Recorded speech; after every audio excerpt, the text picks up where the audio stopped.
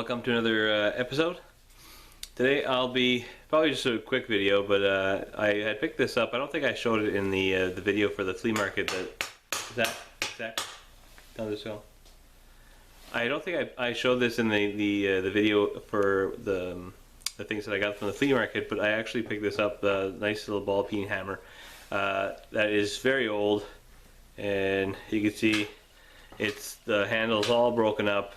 There's a bit of a surface rust, but in general, the head is in pretty good condition. The head is showing a bit of, I don't know I can't remember how you call that, but like that you can tell the metal has been squished a bit. So we could just regrind that and make it nice and flush, and give it a nice buff.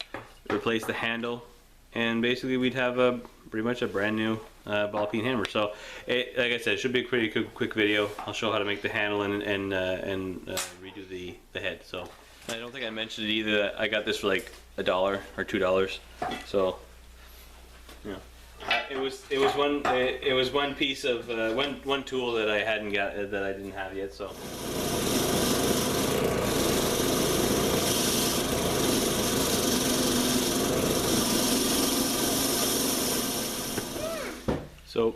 we have nice shiny surface. I'll just regrind this to get it, just to clean it up a bit.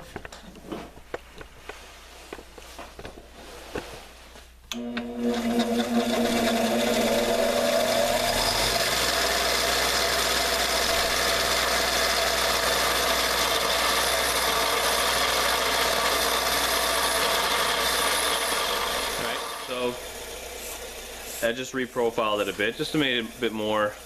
It's still a slight curve on the edges, but at least here there's no more skirt kind of thing from compression.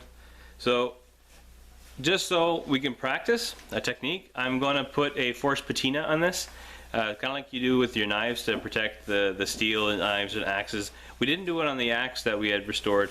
And I kind of regret that I didn't put a patina on it to protect the blade a bit more, but I keep my tools quite oiled, so it's not a big deal. Should be okay. But so just to see what it does with this this axe head, I'll put this in vinegar to put a patina on it.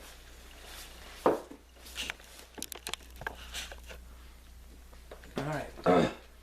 Now it's actually been about 6-7 hours. Actually, I forgot that I had this here, so it's gonna be very patinaed.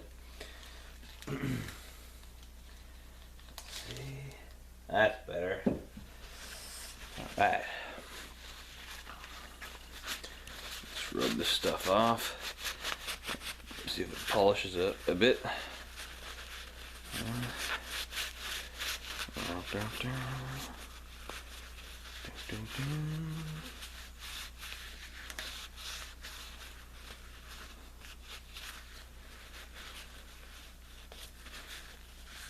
That's pretty cool.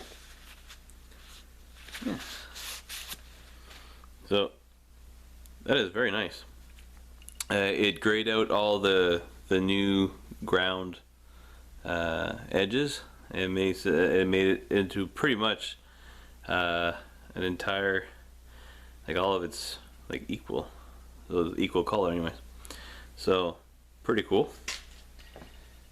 Very successful. I'll definitely consider doing that for my axes and whatnot in the future. Axes and knives. On the handle. So one of my customers is actually a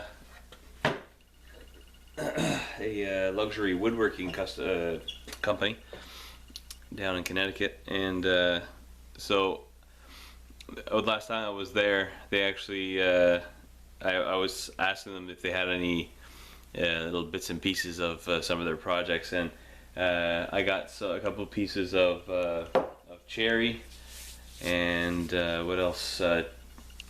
Some walnut, and actually one board of teak. So I have a nice teak board, very strong, a nice solid wood, nice grain patterns, and dark wood. So Should make for a nice handle. So I'm gonna cut a about the same width, so about an inch and a quarter by an inch and a quarter, and about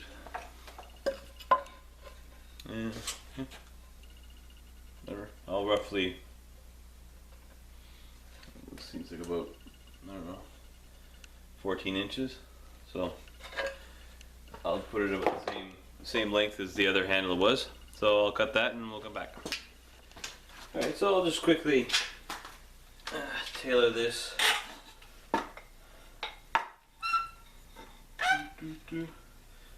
Nothing too difficult here.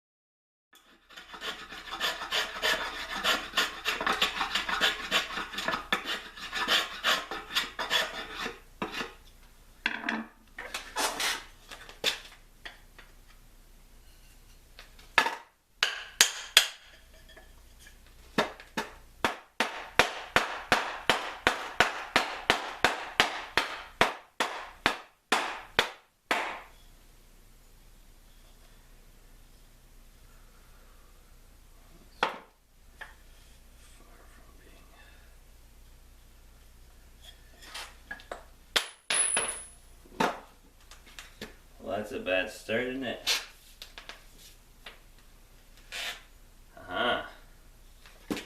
Alright. So, for those who didn't know, teak, bad wood for a handle. It just snapped right off just by hitting it around. Alright, I found it kind of light when I was carving it. So, try number one. Teak, bad. Alright, what else we got?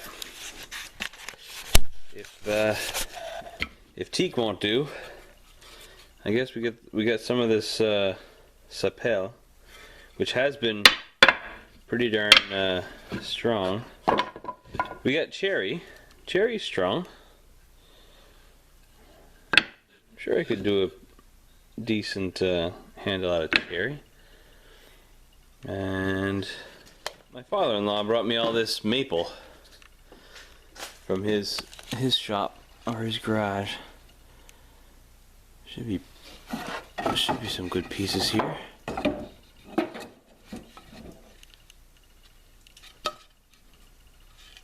Yeah, a nice handle right there. Either that or I guess one of these. Actually, that could be perfect.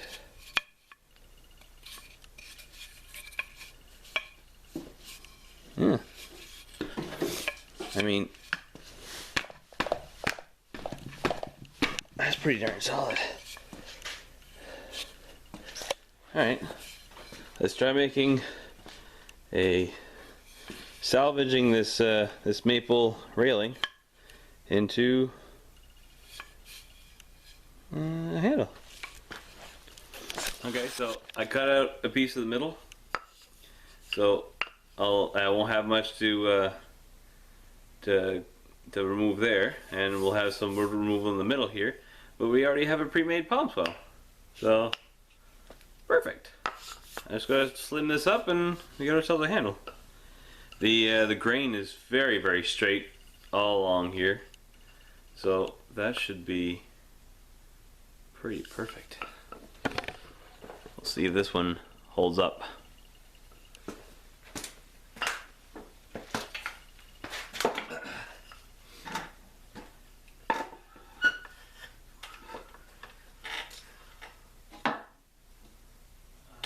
Pencil.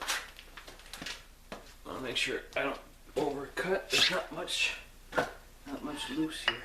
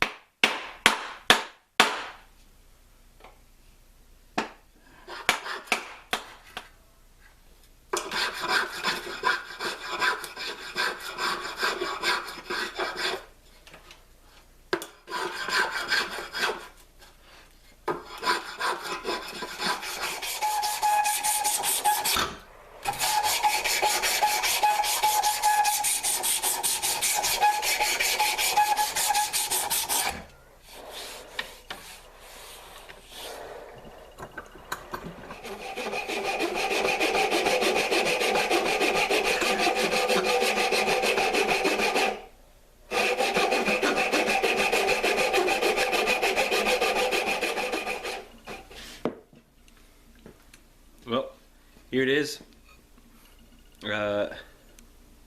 Was able to salvage the old wedge out of the old handle.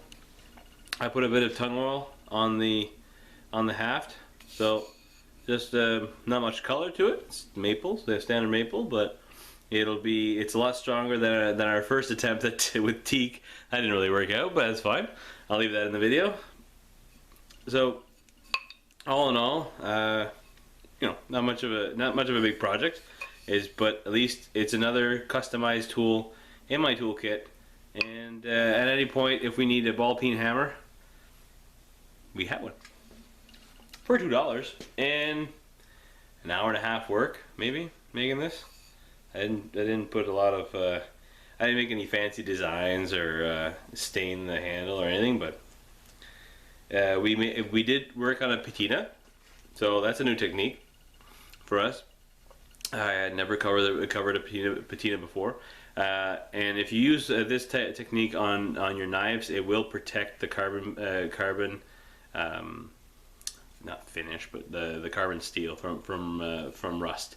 And usually a finish like this on a knife that you use often will usually last about 2-3 months, and you just reapply with the same technique you saw me do, just probably less vinegar. I had a lot of vinegar, but just simply saturate any paper towel with some vinegar, wrap the vinegar around the blade, let it soak for a couple of hours. You could even play around with some designs. In that there's ways of getting some neat designs with the patina. Maybe we'll have the chance to cover that with one of like some future knife project or whatever. But anyway, so now I know at least that this ball peen hammer that I am not going to use very often, or at least it's not my plans now for the project that I have in mind. But at least I know that it's protected and that it's not going to rust in the meantime. So this thing could sit in my toolbox for the next 20 years. But at least I know I have it. If as usual, if you like the content, click the like button. It really supports the channel. And leave a comment if you have any questions about any of the techniques or product that you've seen today during this episode.